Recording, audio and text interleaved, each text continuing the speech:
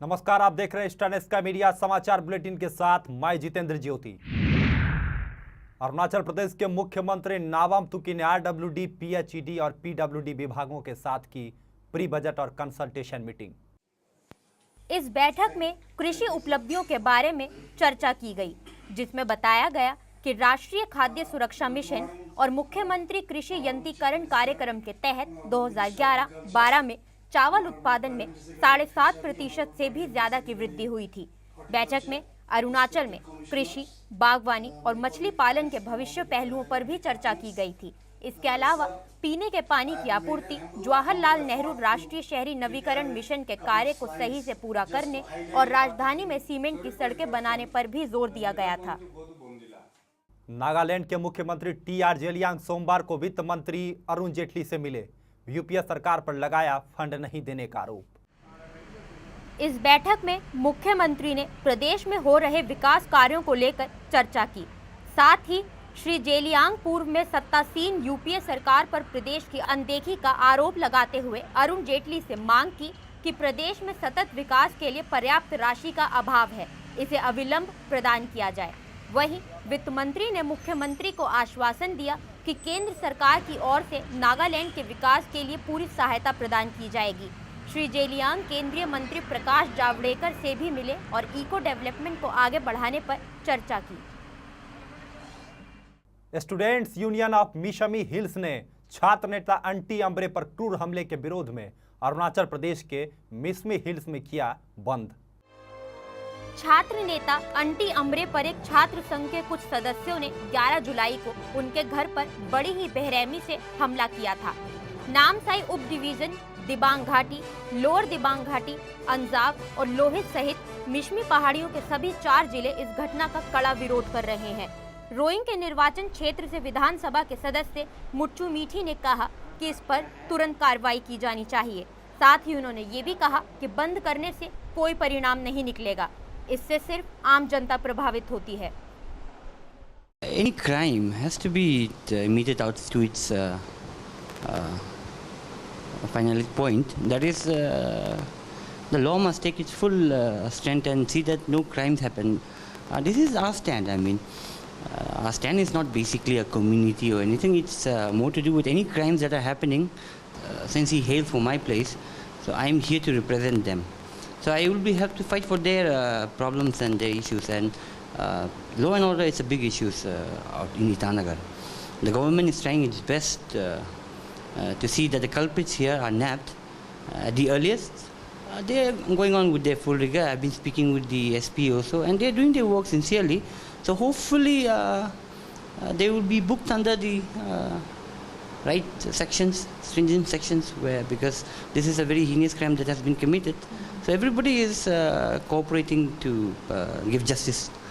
It's another matter that he hailed from my place. And that's why I'm here to represent them, and that's why I'm speaking to the administration here to see that. तो हमने अभी बात किया rowing constituency के जो MLA है मुट्ठू मीठी sir से। उन्होंने भी कहा कि वो अभी एसपी और जितने भी पुलिस अथॉरिटीज़ है उनको फोर्स कर रहे हैं, और जो केस है अंटी अम्बरे जो रात के 12 बजे जिसको अब उसके रेसिडेंट में आके किसी अननोन आदमी ने आके अटैक किया था और ब्रूटली उसको मारा था, तो उसी केस में सर ने कहा कि जस्टिस बहुत जल्दी मिलना चाहिए उसको। मैं टाइम्स अपना विद कैमरा पर्सन राहुल गामांग के साथ, eastern sky media, Arunachal Pradesh. Tripura में कल से शुरू हो गया पंचायत चुनाव। 3 दिन तक होने वाले चुनाव का पहला दिन रहा शांतिपूर्ण। इन चुनावों में 8 जिला परिषद के लिए 114 सीटें, 35 पंचायत समिति के लिए 381 सीटें और 591 ग्राम पंचायतों के लिए 5129 सीटों के लिए चुनाव हो रहे हैं। चुनाव आयोग ने चुनावों के मद्देनजर सुरक्षा कड़ी कर दी है। निष्पक्ष चुनाव प्रक्रिया के लिए बीएसएफ कर्मियों, पुलिस और मतदान कर्मियों को तैनात किया गया है। असम गण परिषद के अध्यक्ष प्रफुल्ल कुमार महंत ने पद से दिया इस्तीफा। पिछले लोकसभा चुनाव में निराशाजनक प्रदर्शन के चलते यह इस्तीफा उन्होंने दिया है। प्रफुल्ल कुमार महंत ने लोकसभा चुनाव में खराब प्रदर्शन के बाद हार की जिम्मेदारी लेते हुए सोमवार को अपने पद से इस्तीफा दे दिया है। उनके इस्तीफे के बाद कार्यकारी अध्यक्ष अतुल बोरा को पार्टी का प्रभार सौंपा गया है। असम आंदोलन 1985 के बाद महंत के नेतृत्व में एजीपी पार्टी ने 2 बार राज्य में शासन किया, लेकिन पिछले लोकसभा चुनाव में पार्टी एक भी सीट हासिल करने में विफल रही थी। कोच्चि में हुई स्पाइस बोर्ड ऑफ इंडिया की 77वीं बैठक। ईटानगर में मिनी स्पाइस पार्क खोलने की मिली मंजूरी। कोच्चि में स्पाइस बोर्ड ऑफ इंडिया की 77वीं बोर्ड की बैठक के दौरान ईटानगर में मिनी स्पाइस पार्क खोलने की मंजूरी दे दी गई है। ऐसा कहा गया है कि राज्य की क्लाइमेटिक कंडीशन अच्छी है, जिसके चलते वहां अदरक, बड़ी इलायची और घोस चिलीज की खेती की जा सकती है। भारतीय बाजार में मसालों की भारी मांग है, इसलिए ये कहना गलत नहीं होगा कि राज्य के लिए ये अधिक लाभदायक है। पूर्वोत्तर क्षेत्र से doctor Hatobin Mai spice board of India के सदस्य बनाए गए हैं। डॉक्टर माई ने कहा कि इससे न सिर्फ किसानों को फायदा होगा, बल्कि रोजगार के अवसर भी बढ़ेंगे।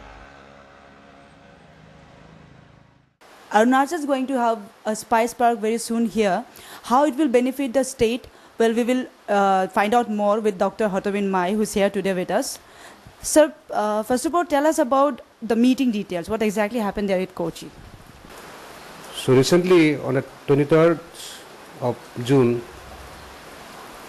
at Kochi, there was a 77th board meeting of the Spice Board of India, in which many important decisions were taken, and also many important plans were made for future. But for specifically for Northeast region as well as for the state of Arunachal Pradesh, major decision is taken. Like the board has agreed in principle to establish one spice park, particularly for the ginger in Itanagar, and in due course of time another spices park for large cardamom and all it will be established in Arunachal Pradesh. We have a zonal office in Itanagar which was established way back in 2003, but sadly the infrastructure of the office, also the manpower is very poor. It is not only in Arunachal, in the entire Northeast states we have a zonal office and a regional office at Guwahati.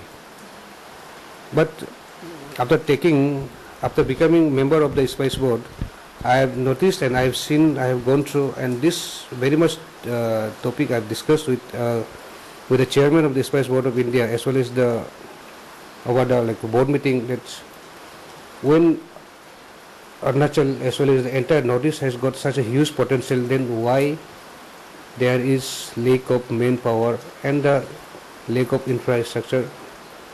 So if at all the Spice Board wants that we should give due importance to the Northeast region. Arunachal Pradesh में बारिश ने खड़ी की मुसीबतें। जगह जगह खराब हो रही है सड़कें। पाचीन रोड और एसआईबी कॉलोनी की सड़कें हुई क्षतिग्रस्त। अरुणाचल प्रदेश के लिए मानसून बेहद ही परेशानी का सबब बन रहा है। बारिश की वजह से कहीं कटाव हो रहा है तो कहीं सड़कें बुरी तरह से खराब हो रही हैं।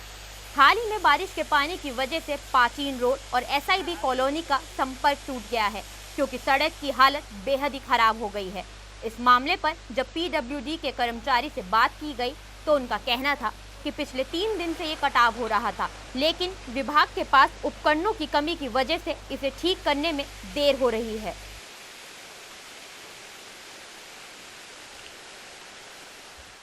ईटानगर में और ये जो ट्विन कैपिटल सिटी है अरुणाचल में, यहाँ पे पाचिन कॉलोनी जो नाहरलगुन जाने से पहले पहुँचता है, यहाँ पे फिर से एक रास्ता कोलैप्स हो गया है, जो पूरा यहाँ से और वहाँ से कोलैप्स हो गया। तो हम अभी पीडब्ल्यूडी डिपार्टमेंट के जो यहाँ पे है वर्कर्स, उनसे पूछते हैं कि क्या हुआ। अंकल, ये जो ब्लॉक है कितने बजे हुआ? वो कल दिन में हुआ था, थोड़ा बारिश का वजह से, फिर रात में पूरा चला गया। इसको असली रीज़न क्या था इसका? सब बारिश का वजह से हुआ। बारिश के लिए आप लोग का डिपार्टमेंट अभी क्या कर रहा है? अभी कल आज तो जेसीबी के लिए गया था, जेसीबी तो नहीं मिला है। कल जेसीबी मिलने से टिप्पर से इसमें मीटेड फिलिंग होगा। फिलिंग सिर्फ करेगा, कुछ नहीं करेगा उसके अलावा? उसका अलावा तो अभी तो कुछ बोला नहीं। इंजीनियर लोग आने से क्या बोलेगा कल। कोई इंजीनियर आके देखा था इसको? हाँ, देखा था। पीडब्ल्यूडी के engineer, JE junior engineer, assistant engineer आया था, देख के गया है। मानसून सीजन एक कर्ज की तरह अरुणाचल प्रदेश में है। आया है। यहाँ पे हर दिन हर समय हम देख रहे हैं, हम विटनेस कर रहे हैं कि हर जगह ब्लॉक पॉइंट्स हो रहे हैं, लैंडस्लाइड्स हो रहे हैं, कहीं पे रास्ता ब्लॉक हो रहे हैं।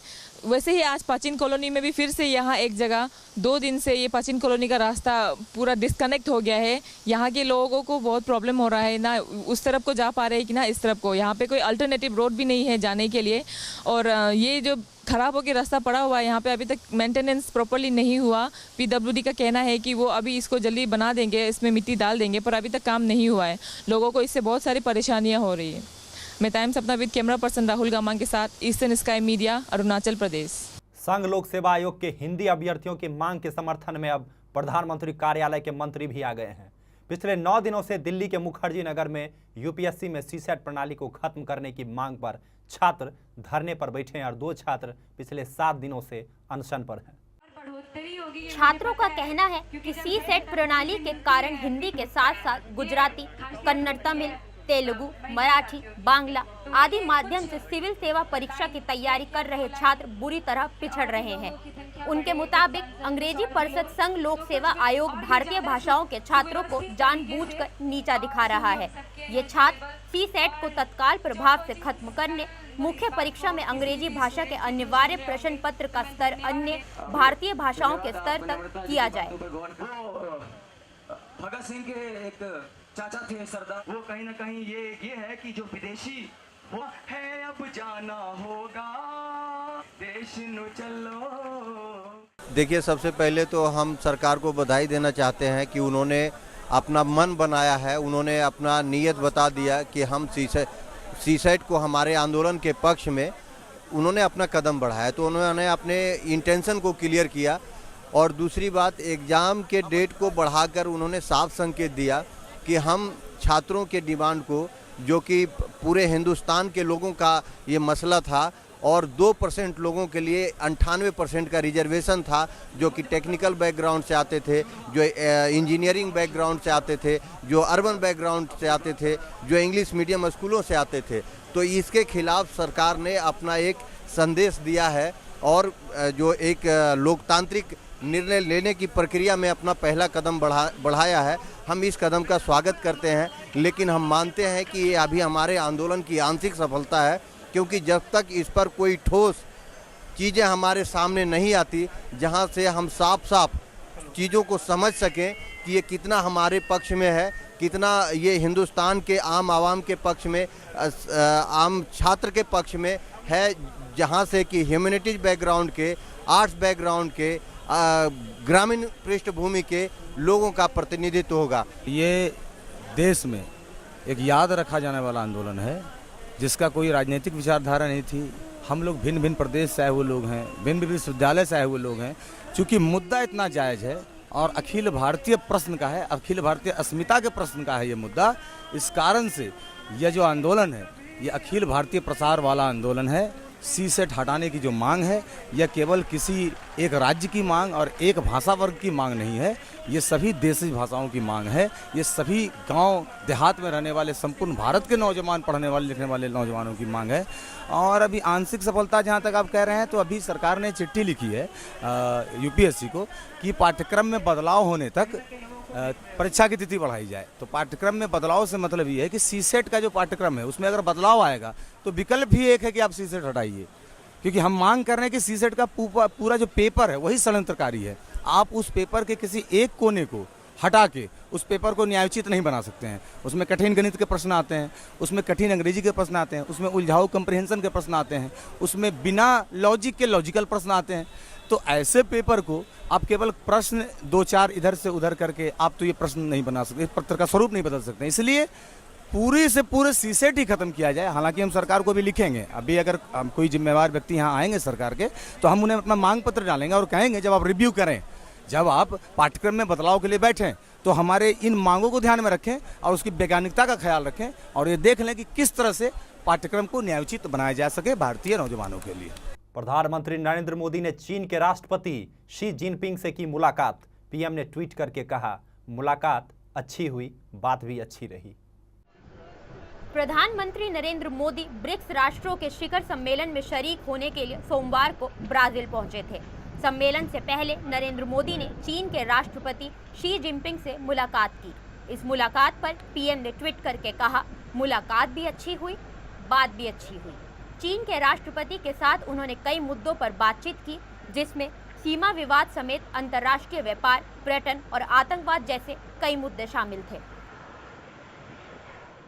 राजस्थान की मुख्यमंत्री वसुंधरा राजे ने बीजेपी अध्यक्ष अमित शाह से नई दिल्ली में मुलाकात कर उन्हें बधाई दी। राजस्थान की मुख्यमंत्री वसुंधरा राजे ने मंगलवार को नई दिल्ली में भारतीय जनता पार्टी के नवनिर्वाचित अध्यक्ष अमित शाह से शिष्टाचार भेंट की। वसुंधरा राजे ने अमित शाह को गुलाब की माला भेंट की और बीजेपी अध्यक्ष बनने के लिए हार्दिक बधाई और शुभकामनाएं दी। नहीं हटेगी जम्मू कश्मीर से धारा 370। केंद्रीय गृह राज्य मंत्री किरण रिजिजू ने कहा कि धारा 370 हटाने का उनका कोई इरादा नहीं है। मोदी सरकार ने साफ कर दिया है कि जम्मू कश्मीर से आर्टिकल 370 हटाने का उनका कोई इरादा नहीं है। ये बयान केंद्रीय गृह राज्य मंत्री किरण रिजिजू ने दिया है। बीजेपी का स्टैंड आर्टिकल 370 के खिलाफ रहा है। केंद्रीय गृह राज्य मंत्री किरण रिजिजू ने कल लोकसभा में एक लिखित जवाब में कहा कि आर्टिकल 370 को खत्म करने का सरकार का कोई इरादा नहीं है।